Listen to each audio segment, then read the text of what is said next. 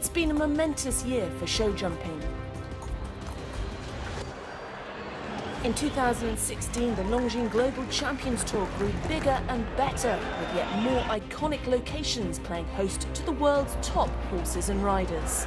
And this year it was joined for the very first time by the Global Champions League, a groundbreaking team concept that saw riders from different nations join forces. 8 months of cracking sporting action culminates here in Qatar's capital, Doha, where both the league and the Tour's 2016 champions will be crowned.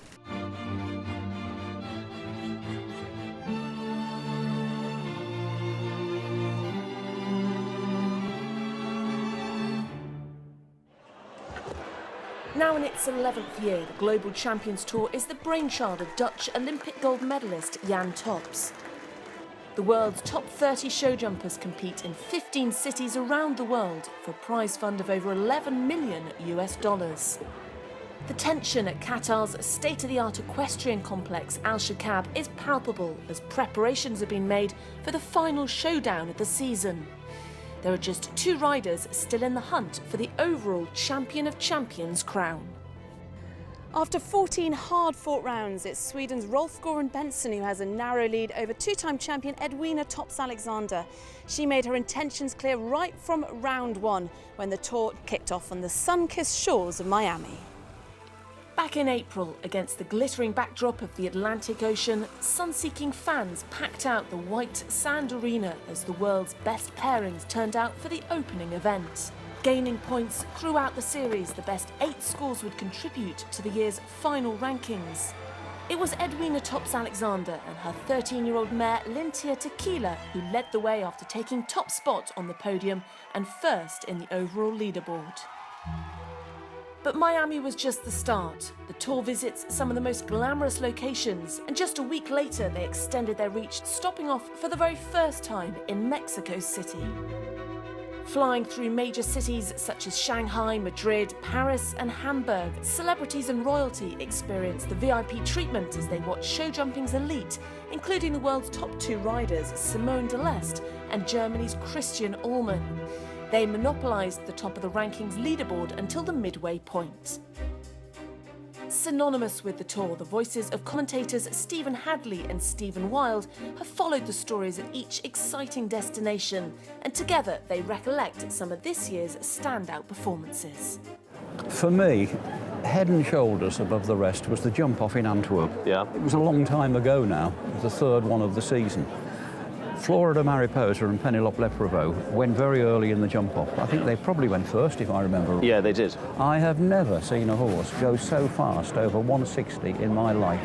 It was electrifying. She had the guns to do it, yeah, but she still had to do it, and she did.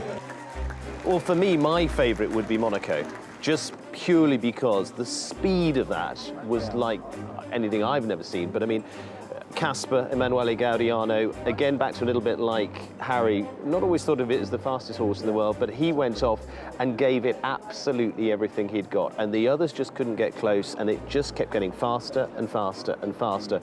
And that was just, in that small arena, was electric.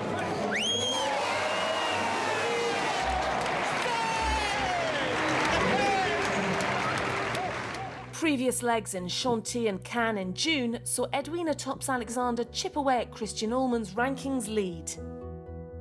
With just 6 events remaining, she was in 2nd spot.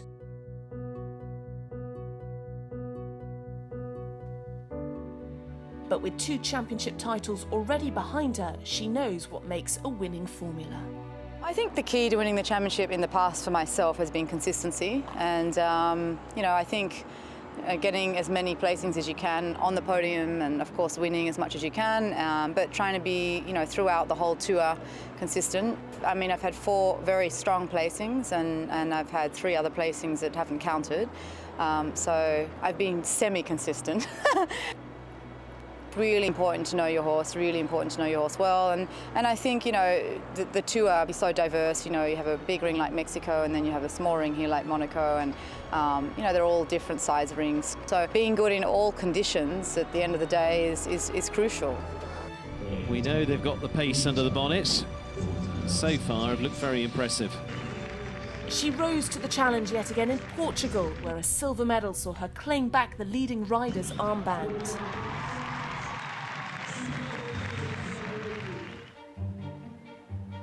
Regular podium finishes for Rolf-Göran Bengtsson meant that he too was challenging the rankings lead, but it was in Valkenswaard in August where he really stepped things up. This is quicker. This is where Laura was quick though. She's lost a little bit. He's using a little bit of the stick. He's got to go. Let's see if he can take one out. He's standing off it. Oh, this is close. He's done it. He has. 41.36. Doesn't get much closer than that. Taking top honours again, he was now trailing Edwina by a mere 5 points.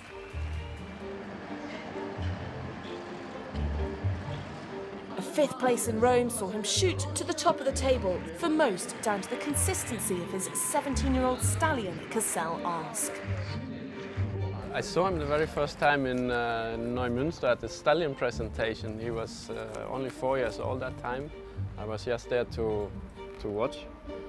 And I remember asking the people there, is there any new stallion coming up? And they said, I think this one here is an interesting stallion. I can still remember his white face there, and I saw him jumping, and it was okay.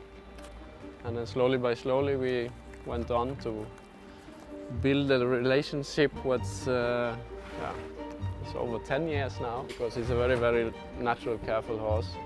And that I think is the bit of the secret why he's still, by 17 years of age, he is still jumping better than ever.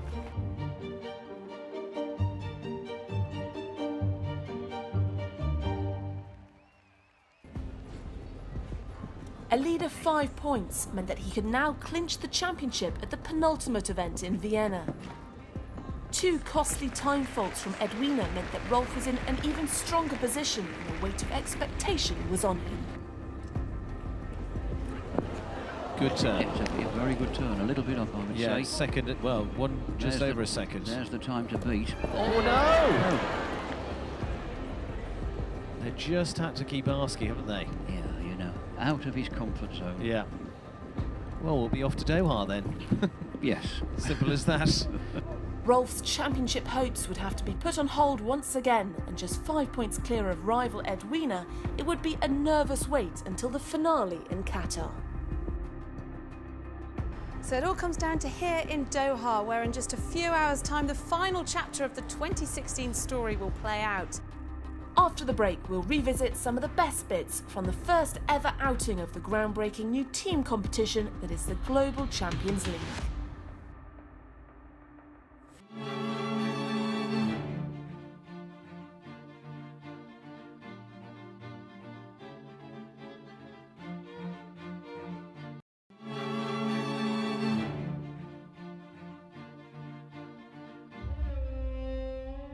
Qatar's historic love affair with the horse is the stuff of legend, and it's a romance that continues to this day. Nowhere is this more apparent than the jaw-dropping Al Shakab equestrian complex in Doha, the perfect backdrop for the final round of the inaugural Global Champions League. This innovative new series played out on some very special stages alongside the well-established Longines Global Champions Tour. It heralded the start of a new era in the sport, bringing show jumping's best together in multinational teams for the very first time. 12 teams representing different tour locations were created. With an amazing €7.5 million prize pot, the league began back in April on the white sands of Miami. Thousands of equestrian fans, celebrities and beachgoers gathered at this unique venue to discover how the fast-paced team event would unfold. The concept's simple: 5 riders to a team with 2 competing at each event. Each rider aims for a fast, clear round, and their combined scores decide which 8 teams progress to round 2. Every team has to include one under 25-year-old, and it was the unlikely pairing of young Irish superstar Bertram Allen and show jumping's veteran John Whittaker for Valkenswaard United who saw off the home side, Miami Glory's Ken Farrington and Georgina Bloomberg, to take the first victory. He's trying to be quick. It's going to be time that's going to decide this. He keeps it clean to the last. 52.72. He's lightning fast. Very smart ride. Very, very smart.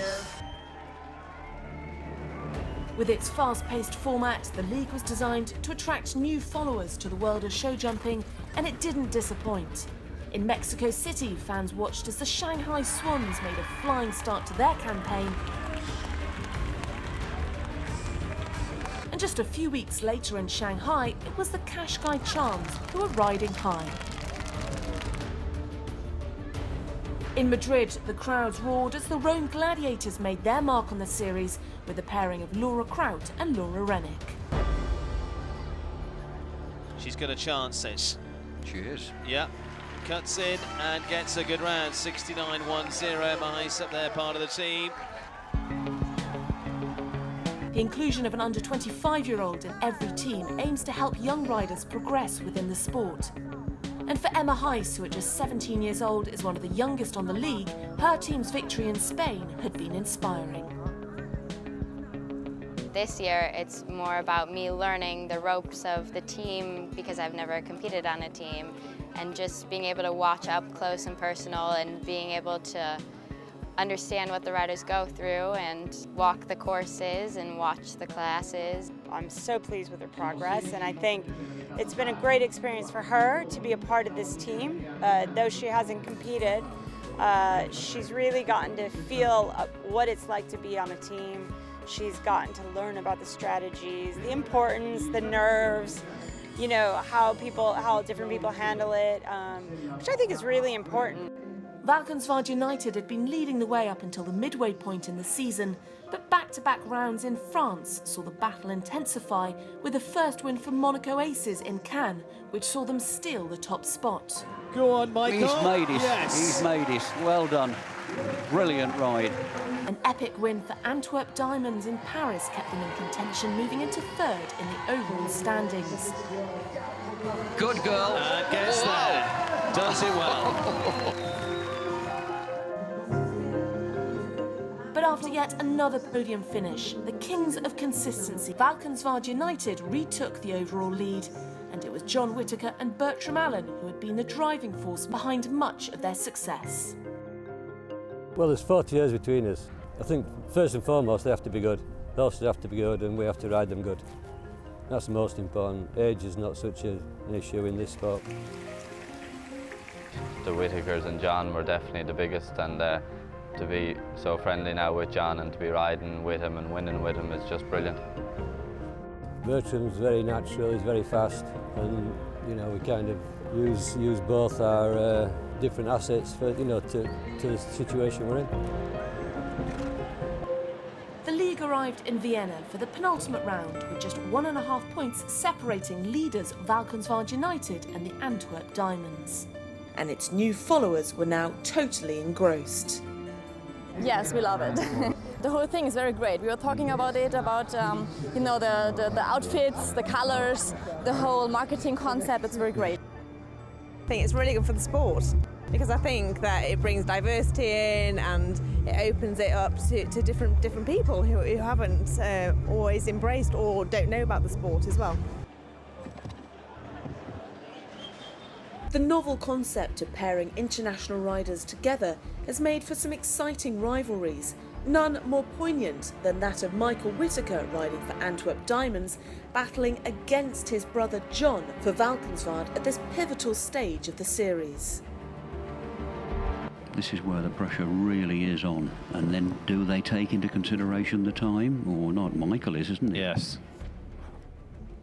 Ooh, well, that was skillfully done. The horse eyed up the other fence on the way. Ah! 4 faults for Michael left the Diamonds on the back foot, and it was up to Bertram Allen to cement his and John's lead. He's got to go this quick, hasn't he? Yeah. It's as simple as that. He's coming. Yeah, he's got the inside one that Laura didn't. The time. It'll give him the space, won't it? Yeah, he's got him. He's got to leave this up. He's got there. There we go, 64.03. What a man, 1:29.49. The time for Valkenswaard United there. A third place finish for Monaco Aces meant that they too were still in the running as they headed to Doha for the final showdown.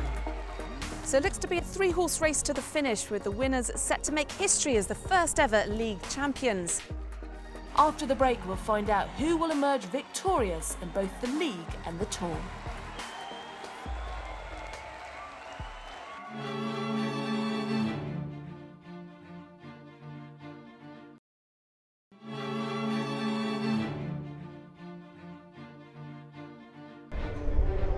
History was about to be made at Doha's majestic Al Shakab Equestrian Centre as the riders made their final preparations ahead of the first ever Global Champions League finale. It's the indomitable pair of John Whittaker and Bertram Allen who have led from day one, but there are three teams in contention to take the title, so the pressure is on the leaders to perform here in Doha. Lying third in the overall championship, a clear in round one from Monaco Aces Michael van der Vleuten meant that they were still in contention, but 3 poles down for his teammate Daniel Blumen put them out of the running. So it was down to the leaders, Valkenswaard United and Antwerp Diamonds, with just 8.5 points separating them, to battle it out for the title in round 2. And it was looking good for the 6-time Olympian John Whittaker. Tight turn back to the last 2 fences. 6 strides and a long stretch. His clear round left teammate Bertram Allen in a strong position as he made his final bid. Oh my goodness me, that was a... No. Heavens above, Bert. Having clocked up 12 faults, their overall championship chances were looking doubtful. All that Antwerp Diamonds' Harry Smolders needed to do was to go clear to clinch victory. Come on, Harry. Oh, he's one fence. Oh, and it's one fence there. It was a costly pole for Antwerp Diamonds' overall championship challenge. The final rider of the evening would decide the class's podium positions, and they'd have to wait and see what effect that would have on the final standings. Time ticking away, 1:45, 1:47. He's got time to get home. It looks good, and it's enough. 1:53.57, and it's a clear. It's a big smile across their faces. What a way to finish. Could it be a massive week for Rolf-Göran and Bengtsson? We will see, but the Paris Jets finishing top here in Doha. I wanted to do a clear round and a quick round. Nicola worked it out very good in the end there. Pressure was a little bit less, but still you have to be clear, right? Antwerp Diamonds also made the podium, finishing third behind Paris Jets and Cannes Stars, but the result wasn't good enough for them to overtake the long-time league leaders, Valkenswaard United. Their 6th place finish was enough to see them crowned overall league champions, taking the lion's share of the €7.5 million prize fund. I don't think I've ever been so nervous watching a competition in my life, because I think it's fair to say we were quite confident how we came into it today, and things started to go a little bit wrong, but anyway, we stayed in front. It started to look good, and then it looked bad, and then it looked a bit better, so it kept changing around, and we didn't know what way it was going to go, but in the end it swung our way. With the league champions decided, all heads turned to the tour, and at this final event the spotlight is on 2 riders, with Sweden's Rolf-Göran Bengtsson vying for top spot with Australia's Edwina Tops-Alexander. Bengtsson has a narrow 5-point lead over his rival, and this would be his first ever overall tour victory, having come close in 2 previous occasions. On the other hand, Tops-Alexander is looking for a record 3rd victory, so we have the perfect ingredients for what should be a tense season's finale. Edwina looked focused as she entered the arena in round 1. Edwina Tops-Alexander, Lindsay Tequila. Basically, she needs to put a clear in here. She's got to be round about top 3 to clinch this. Watch and enjoy. Because this is important. Very. Very, very simply. Can't have a fence. Oh! The pace, I could see it coming. Too much pace. With a total of 8 faults in the end, Edwina was out of the running, and the overall championship belonged to Rolf-Göran Bengtsson. He now also had the chance to take the class as well, but he faced fierce competition in the jump-off from the likes of former world number 1 Daniel Deusser. Oh my goodness me, look at this. Oh, my goodness. Every effort. 37.70. And look how much that's made up. Oh, gallops to the last. 36.84. Is it enough? Meredith Michaels-Beerbaum also proved a force to be reckoned with. 36.84 is the time to beat, as you can see. She's still 1, 2, 3, fraction down. 4, 5. What Oh. a brave shot. Now can she turn fast enough? And is she fast enough? I don't think quite. Come on, Meredith, gallop to the last. It's going to be close, but not quite, is she? Which is a bit close, off, 37.26. Second place for Meredith Michaels-Beerbaum. The last to go, Rolf and his stallion Cassel-Ask knew exactly what they had to do. 36.84. Come on. 1, 2, 3, 4, 5, 6. Now is it fast enough? He's got to do something death-defying here now. He's very Round close this to corner. it. Very close indeed. It's he's done it. Go on. Come on, Rolf, keep going. 36.84. He surely got him, hasn't he? He looks faster. He is faster. 36.44. Wow. What a way to finish. Rolf Göran-Bengtsson takes the final Grand Prix of the series. He takes the overall championship.